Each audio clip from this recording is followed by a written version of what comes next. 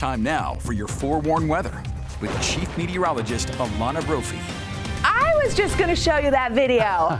We beat you to it, Alana. I could still talk about it. So snowy. Oh, we're going to talk about it because they could see a snowy morning commute again tomorrow as a second wave of moisture moves in. We're also seeing snow in southern Utah. Live view from Brian Head. We've got snow on the camera. Visibility went down. Lots of folks getting off the mountain as the wet weather has moved into the south and will continue to impact the area. Winter storm warning in effect for the southern mountains, and that will hold on until Wednesday at 10 p.m. We're expecting half a foot to a foot towards Brian Head, could be closer to 18 inches. We've got winter alerts also in effect for the mountains south of I-80. That includes the Wasatch, Western Uintas, Wasatch Plateau, and Central Mountains, all under a winter weather advisory until tomorrow night as well. And then all the way up north, we had a really nice wave of moisture. Winter weather advisory for mountains north of I-80 expires at 4 a.m. So they get a little more. Okay, as we take the live view from Beaver County, look at the wet roads right now on I-15. Traffic is moving, but soggy conditions are out there. We're dragging this moisture into the Beehive State, and the first wave came in and performed. 8/10 in Kaysville, more than 3/4 of an inch in Centerville, 7/10 in North Ogden, West Haven, Brigham City getting more than half an inch, so did Cottonwood Heights. Sandy at 3/10, Cache Valley in that kind of same area. So we picked up good moisture and more on the way. Valley rain, mountain snow setup, and this direct line all the way to LA.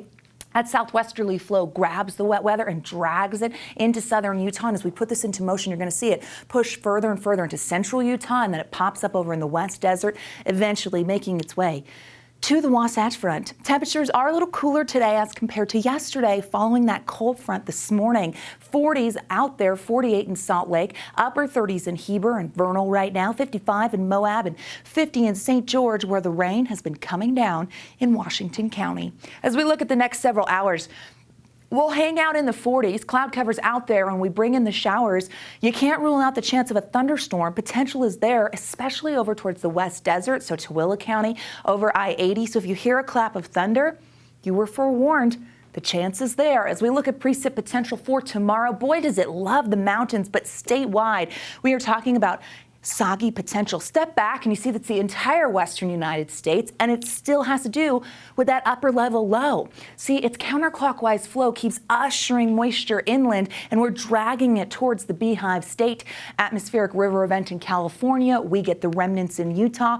Long story short, a lot of wet weather. We take the precip whenever we can get it. Put our future cast into motion here by 7 p.m. northeastern Utah.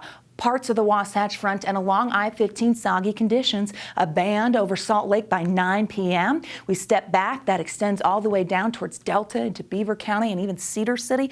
And we stay active. Rolling into tomorrow morning, soggy commute for some, snow for the Wasatch back, rain for the Wasatch Front.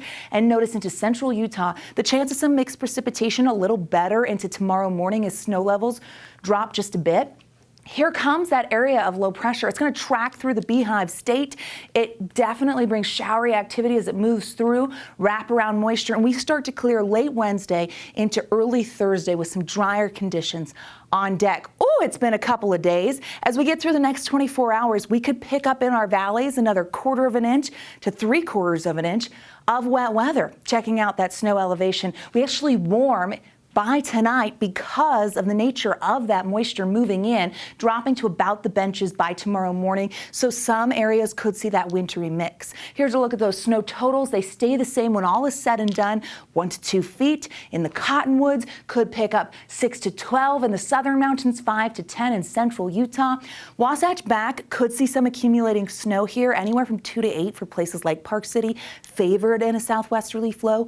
Other areas will see rain, maybe a trace in some of our valleys. 40s for tomorrow, 50s in Moab, 50s in St. George, and we've got a wet Wednesday ahead of us. As we look at the next 7 days, you're going to notice that we do dry out a bit with some high pressure, bringing back a warming trend into Washington County, and then early next week, we do it again. Okay, Wasatch Front brings rain tomorrow. Maybe the slight chance of some isolated showers Thursday. Models are kind of liking it moving out.